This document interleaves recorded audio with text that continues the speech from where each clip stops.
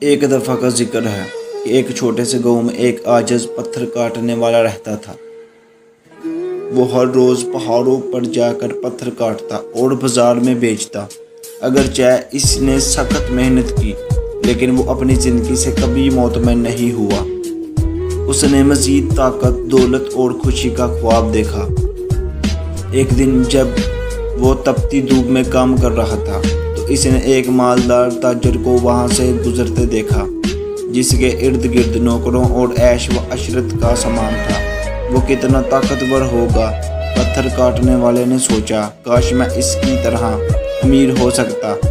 اس کے تعجب میں آسمان سے ایک آواز نے اس کی خواہش کو پورا کیا اور وہ ایک امیر سوداگر بن گیا۔ اس نے اپنی نئی زندگی کا لطف اٹھایا لیکن جلد ہی احساس ہوا کہ لوگ اب بھی شہزادے کے سامنے جھکتے ہیں۔ رشک کرتے ہوئے اس نے شہزادہ بننے کی خواہش ظاہر کی اور ایک بار پھر اس کی خواہش پوری ہو گئی۔ اب اس کے پاس وہ سب کچھ تھا جس کی وہ خواہش تھی، طاقت، دولت اور عزت، لیکن اس کی خوشی زیادہ دیر قائم نہ رہ سکی۔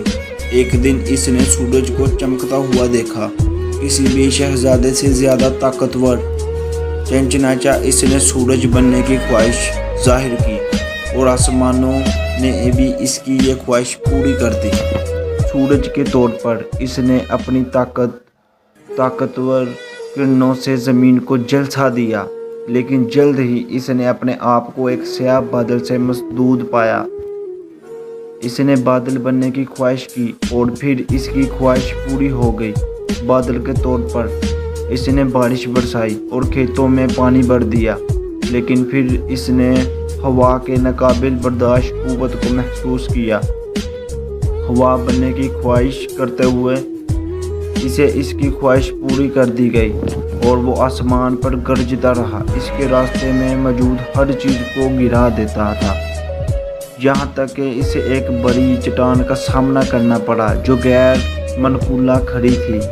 چٹان کی طاقت سے حیران وہ چٹان بننا چاہتا تھا اور اس نے ایسا ہی کیا، لیکن ایک چٹان کے طور پر اس نے جلد ہی اس کے ذریعے چینی کاٹنے کی تیز درد کو محسوس کیا۔ یہ ایک پتھر کاٹنے والا تھا جو ان تک محنت سے اسے ٹکڑے ٹکڑے کر رہا تھا۔ اس لمحے میں پتھر کاٹنے والے نے محسوس کیا کہ اس کی اصل طاقت اور خوشی کچھ اور ہونے میں نہیں ہے بلکہ اسے قبول کرنے اور اس کی تعریف کرنے میں ہے کہ وہ کون ہے۔ قناعت اس کے دل میں بڑھ گئی اور وہ سکون اور تکمیل کے نئے احساس کے ساتھ اپنی سادہ زندگی میں واپس آیا۔